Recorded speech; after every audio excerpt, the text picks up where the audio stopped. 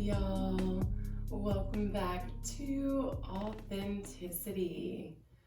It has been such a long time since I have recorded an episode, and technically we are entering season 2 where we are about to get shit lit and incorporating more like-minded individuals, more interviews, and more short style podcasts that just can really pull you in, give you a little bit of that daily, weekly motivation, and get you on to the next episode so we can connect through Instagram, YouTube, and literally all of the various platforms that have been created, especially over quarantine.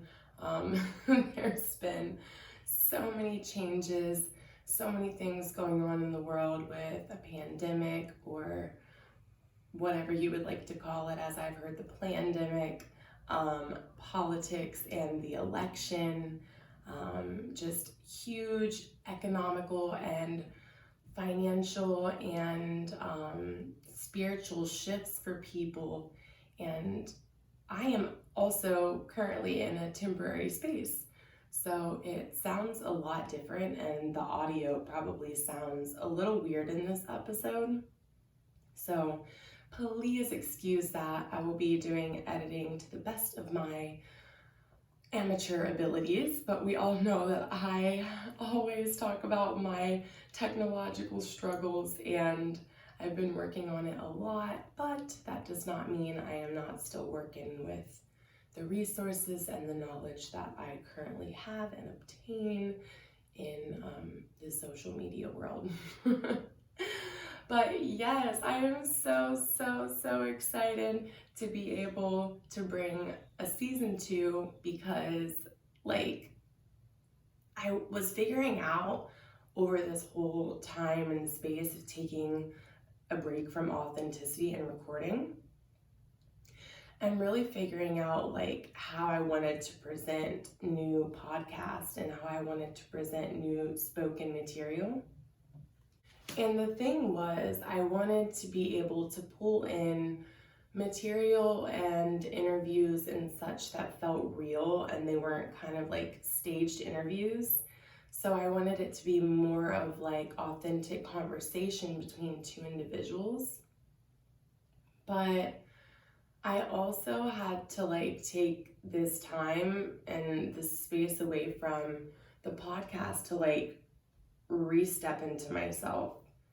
And I know a lot of people who follow me on Instagram have seen a lot of changes in the type of content that I've been posting, and that's because I've become more comfortable with myself. So last night was actually Halloween and a full moon. We are in the sun season of Scorpio, which means that full moon was in Taurus.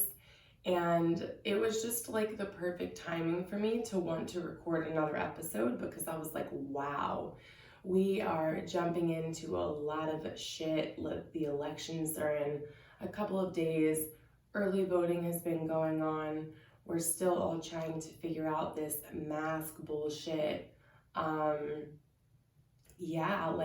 Really stepping into a spiritual shift as a collective. And I know that we've kind of talked about that before, and you've heard it probably from all of your favorite influencers, but spirituality has kind of become a trend in that sense of everyone is opening their eyes finally to slight things that have been going on. So it's we're just waking up from that nap as a collective.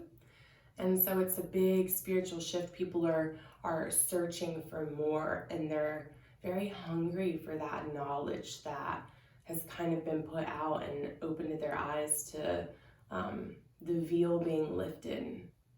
And when we talk about 2020 being full of clear vision and being able to see the truth, that has kind of opened up this spiritual portal and this spiritual trend that we see everybody just really thriving and engaging in, but also using it as a capitalistic commodity, which is some type of appropriation and things that we need to talk about that really falls into the capitalistic system that we fall into.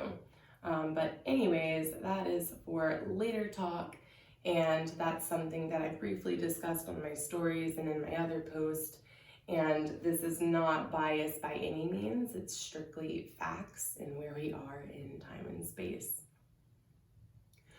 But yeah, I really was thinking about how, in a full moon, there's always those posts about how we're supposed to let things go and let things die and become this new you. But I've been falling into that space for like the past 7 months.